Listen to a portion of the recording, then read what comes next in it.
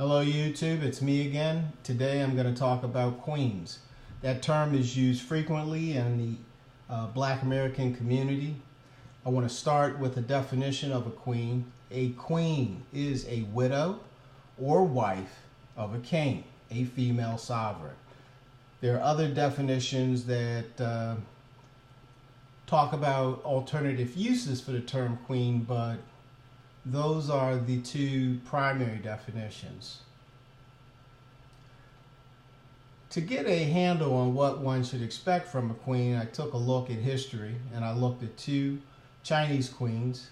I looked at two British queens, one Russian queen, one Spanish queen, and one Egyptian queen. And I looked for common characteristics.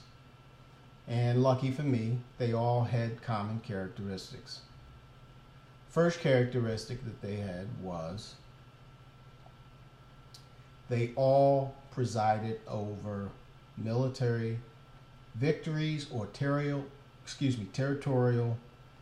consolidations.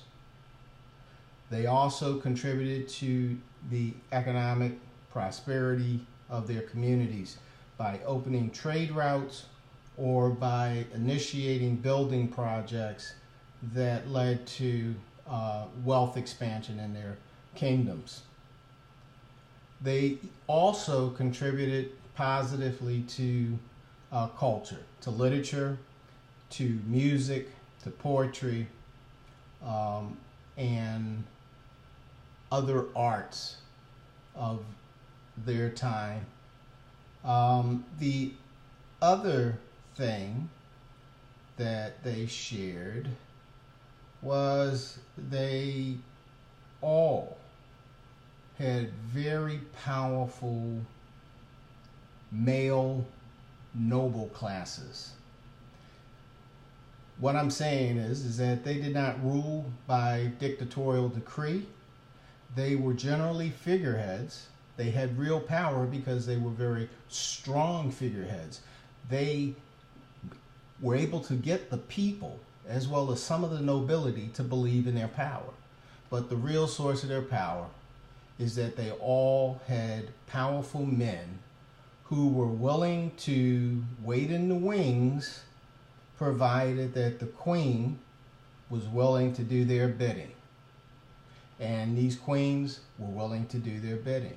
These men became famous and powerful in their own rights, very wealthy, and the queen was able to maintain the balance of sharing power and representing power in a very effective way. I looked at a couple of unsuccessful queens, and the characteristics that I saw there were narcissism, self-centered behavior that alienated their nobility and eventually their people. Most of these unsuccessful queens ended in military defeat or execution. The other attribute that they had was all of them, without exception, proclaimed their innocence. And then I thought about the Black American queen, and I said, of all the definitions and examples of queens, they seem to fit the definition or the characteristics. They share the characteristics of the unsuccessful queens. You look at their work, and let's be real. There's no queen of Chicago or Philadelphia or New York or Atlanta or Los Angeles or Oakland. We have a lot of queens, right? So we have fiefdoms, really, headed by these mini queens. And what do we see in their domain? In their dominion, we see what? We see dysfunction.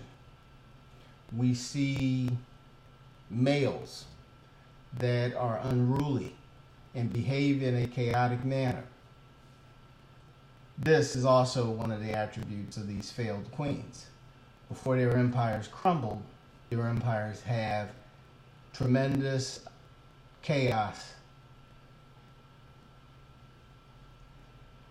In our fiefdoms, where we have queens residing, we have colonial business enterprises extracting resources out of our community in the form of hair weave wholesalers, nail shops run by Asians, liquor stores run by Arabs, wholesalers run by Koreans, etc., etc. So our queens have not been building any economic infrastructure in our community. Let's talk a little bit about the men that follow these queens.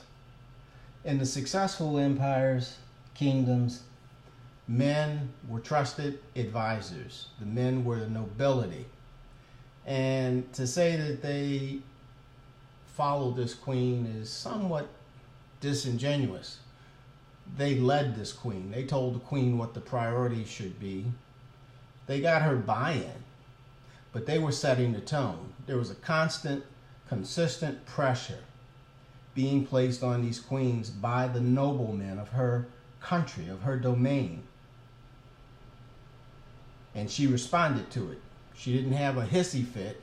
She challenged them. She looked for policies that would be achievable, and she managed the politics of who should lead these ventures. But she did take their advice, and they were satisfied because they prospered. In these unsuccessful places or unsuccessful empires,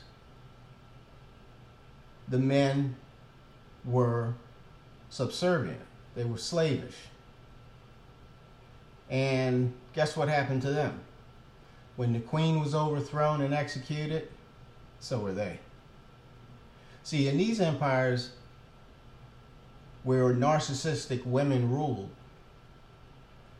the nobility would get dissatisfied, but the nobility took too long. And generally, the people became disaffected.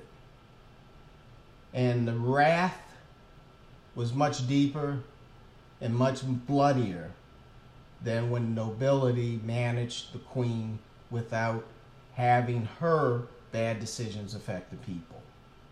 So black men who are womb worshipers, who believe that black women can do no wrong, you should take the example of these wayward noblemen to heart and modify your behavior and start asserting your leadership. Start coming up with programs that these queens that you believe in can sponsor and get behind that are going to reduce the chaos that exists in our communities today. So I will probably extend this video if I get good feedback, if people think that it has some value. So let me know in the comment section and the likes. I appreciate it very much.